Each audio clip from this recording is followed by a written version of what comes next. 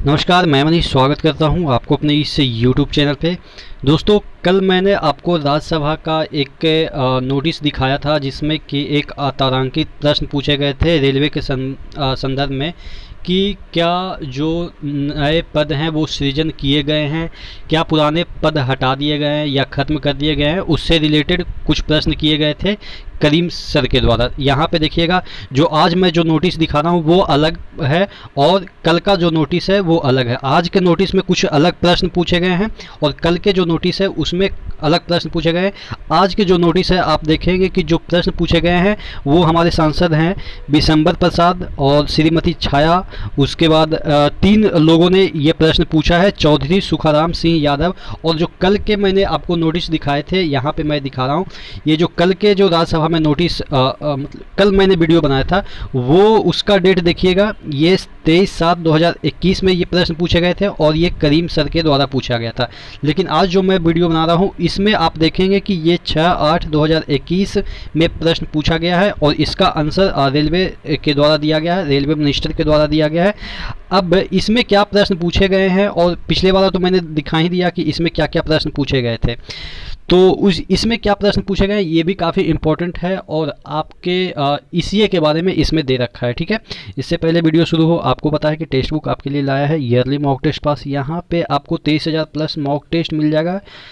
कितने एग्ज़ामों के लिए? 370 प्लस एग्ज़ामों के लिए। और यहाँ पे अगर आप मेरा coupon code ER Manish use करते हैं तो यहाँ पे मेरा coupon code ER Manish use करते हैं तो इसमें आपको 449 रुपये का डिस्काउंट मिल जाएगा और इसमें आपको 269 का डिस्काउंट मिल जाएगा। ये आपको लाइफ टाइम के लिए पासेज है और ये आपको 1 साल का पासेज है। आपको ER मनीष यूज करना है। ठीक है, ER मनीष यूज करना है।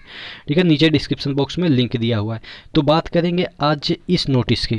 ठीक है, इस नोटिस में देखिए इसमें 3 प्रश्न, कल के जो नोटिस थे उसमें 5 प्रश्न पूछे गए थे और इसमें 3 प्रश्न। तो कहने का मतलब ये है कि हमारी बातें, रेलवे की बातें, यानी कि जॉब से रिलेटेड, और जो भी प्रश्न पूछे जा रहे हैं ऐसा नहीं कि रेलवे में कितना ये माल ढुलाई हुआ, कितना पैसा इनकम हुआ, ये सब नहीं पूछे जा रहे हैं। आप देखेंगे कि स्टूडेंट से रिलेटेड मुद्दे पूछे जा रहे हैं। तो मुझे लग रहा है कि कहीं ना कहीं जो ट्विटर कैंपेन चलाते हैं, बहुत बार आप कहते हैं कि ये अनसक्सेसफुल रहा। भाई, ट्विटर कैंपेन का मतलब ये नहीं होता है कि आपने चलाया शाम को रिजल्ट आ गया, ऐसा नहीं होता। इस तरीके से इतना बड़ा लोकतंत्र में काम डिसीजन नहीं लिया जा सकता है। ये स्विट्जरलैंड नहीं है कि लोग ही डिसाइड करेंगे कि क्या करना है। हाँ, ये चीज़ें जैसे ही आपने ट्विटर कैंपेन चलाया तो इसका मतलब ये हुआ कि अथॉरिटी के दिमाग में ये चीज़ें चल गई कि ऐसी ऐसी चीज़ें तो उस पर विचार विमर्श करते हैं, कुछ दिन के बाद डिसीजन लेते हैं। ऐसा नहीं है कि अभी ट्विटर कैंपेन चलाया शाम को रिजल्ट आ जाएगा। तो ये सब जो चीज़ें आ रही है वो मुझे जहाँ तक लगता है कि कहीं ना कहीं नेताओं को भी ये लगता रहता होगा कि ये सब क्या चीज़ें चल रही है और जब उन तक बात पहुँचती है तो संसद में गूंजती है। और आप देख रहे हैं कि लगातार 2-2 नोटिस आपके एग्ज़ाम से रिलेटेड आए हुए हैं, राज्यसभा में पूछे गए हैं, बजावते रेलवे मिनिस्टर से पूछे गए हैं, जो अभी वैष्णव सर जो चार्ज लिए हैं उनसे पूछे गए हैं। तो समझ सकते हैं कि आपके जो कैंपेन है वो हमेशा कारगर रहता है। आप इसको डिमोटिवेट के तौर पे मत लीजिएगा कि ट्रेंड में आया कि नहीं आया। आपने क्वांटिटी में किया, वो क्वांटिटी मैटर बहुत करता है, क्योंकि आप देखेंगे कि 10-10 लाख, 12-12 लाख अगर ट्वीट हो रहे हैं तो कहीं ना कहीं कुछ ना कुछ गुस्सा निकल रहा है स्टूडेंट के। चलिए ठीक है, तो ये लंबा चौड़ा आप बातें समझ गए होंगे कि मैं ट्विटर कैंपेन पे क्यों फोकस कर रहा हूँ, कि जब भी आपसे कहा जाए तो आप इसको अन्यथा ना लें, यानी कि सही तरीके से लें, क्योंकि ट्विटर कैंपेन का कहीं ना कहीं असर पड़ता है और इस तरह की चीज़ें संसद में पूछी जाती है। और ये जो मानसून सत्र चल रहा था उसी में ये पूछी गई है। देखिएगा इसमें क्वेश्चन क्या क्या पूछे गए हैं। देखिएगा, क्या रेल मंत्री यह बताने की कृपा करेंगे कि गत 5 वर्ष के दौरान रेलवे में, यहाँ पे देखिएगा, किन किन क्षेत्रों हेतु नई भर्ती नियुक्तियाँ के लिए आवेदन आमंत्रित किए गए, जो पिछले 5 साल में कौन कौन से जो रिक्तियाँ हैं उसके लिए आपने एप्लीकेशन मंगवाया।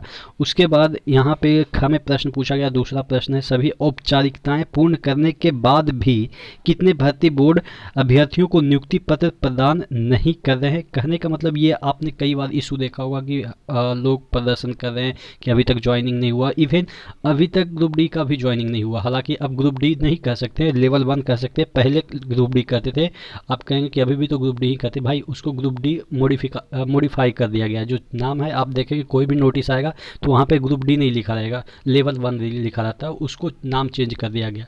ठीक है, वो जैसे पहले विकलांग बोलते थे अब दिव्यांग बोलते हैं, तो कुछ शब्द वगैरह चेंज कर दिए गए हैं, तो अब ग्रुप डी नहीं लेवल 1 बोला जाता। तो वहीं पूछ रहा है कि कितने अभ्यर्थी ऐसे हैं जिनका नियुक्ति पत्र अभी तक प्रदान नहीं किया गया है। ठीक है, अब देखिए ग्रुप डी का तो छोड़िए, अभी एएलपी का भी बढ़िया से मुझे जहाँ तक लग रहा है कि सिर्फ जो आपका जेई का है उसी में सभी का नियुक्ति पत्र मिला है, उसमें भी अभी भी बाकी है। तो यानी कि जितने भी रिक्रूटमेंट पिछले 5 साल में रेलवे में हुई है, तमाम एग्ज़ाम के अभी तक नियुक्ति पत्र नहीं मिले हैं। इसी के संदर्भ में यहाँ पे क्वेश्चन पूछा गया है रेलवे मिनिस्टर से कि कितने को नियुक्ति पत्र अभी नहीं मिला है। अगला क्वेश्चन पूछा गया है, वर्तमान में कितनी भर्ती प्रक्रियाओं को संचालन हो रहा है, यह कब प्रारंभ की गई थी, यानी कि अभी वर्तमान में कितना अभी जो चल रहा है एग्ज़ाम चल रहा है। तो यही सब 3 प्रश्न पूछे गए हैं और तीनों प्रश्न के देखिएगा यहाँ पे आंसर मिल गए हैं। ठीक है, यहाँ पे देखिएगा क से ग तक पटल पे रख दिया गया है आंसर। अब यहाँ पे आंसर क्या है, रेलवे में भर्ती हेतु आवेदन आमंत्रित किए जाने के संबंध में 6/8/2021 को राज्यसभा में विशंबर प्रसाद निषाद, श्रीमती छाया वर्मा, चौधरी सुखराम सिंह यादव के आतारांकित प्रश्न 2189 के भाग क से ग के उत्तर संबंधित विवरण, ये जो उत्तर संबंधित विवरण है यानी कि नीचे दिया गया है। पद क में इन्होंने आंसर दिया है, पदों का रिक्त होना, उसे भरा जाना एक सतत प्रक्रिया तथा भारतीय रेल द्वारा परिचालनिक आवश्यकताओं के अनुसार भर्ती एजेंसियां को मांग पत्र भेजकर इस पदों को भरा जाता है। पिछले 5 वर्ष के दौरान भारतीय रेल पर विभिन्न समूह ग और लेवल 1, यहाँ पे मैंने बताया ही समूह ग लिख सकता है, यानी कि ग्रुप सी लिख सकता है, लेकिन ग्रुप डी नहीं लिख सकता। ग्रुप डी को लेवल 1 लिखा जाता है, जैसे कि यहाँ पे लिखा गया है पूर्ववर्ती समूह ग। ठीक है, समूह घ को ही ग्रुप डी कहते हैं, तो पहले कहा जाता था, अब आप इसको लेवल 1 कहेंगे। ठीक है, कि कुल 2,83,747 रिक्तियां हेतु रेलवे भर्ती बोर्ड RRB द्वारा 7 नया केंद्रीयकृत रोजगार अधिसूचनाएं जारी की गई है, जिसका विवरण इस प्रकार है। आप देखेंगे कि जो पिछले 5 वर्ष में ALP, फिर आपके ग्रुप डी हुआ, मैं बोल रहा हूँ लेकिन बोल नहीं सकता हूँ, उसके बाद कनिष्ठ यानी कि जेई, उसके बाद यहाँ पे NTPC की निकली, उसके बाद पैरामेडिकल की निकली, उसके बाद मिनिस्ट्रियल की निकली, उसके बाद फिर से ग्रुप डी की वैकेंसी निकली। ये पिछले 5 वर्ष में निकाली गई रिक्तियाँ हैं, और कितने कितने और कब कब निकाली गई ये इसमें दे रखा है। ठीक है, तो ये सब चीज़ें तो आप जानते हैं। उसके बाद ख में आंसर दिया है, RRB रेल उत्पादन इकाई द्वारा भेजे गए मांग पत्र के अनुसार नियुक्ति हेतु सूचीबद्ध चयनित उम्मीदवारों का नाम की सिफारिश करती है। उम्मीदवारों द्वारा चरित्र एवं पूर्ववृत्त सहित सभी पात्रता मापदंडों को पूरा करने के आधार पर क्षेत्रीय रेलों उत्पादन इकाइयों द्वारा नियुक्ति पेश की जाती है। लेकिन इसमें ये नहीं इन्होंने बताया कि कितने लोगों का अभी अटका हुआ है ज्वाइनिंग।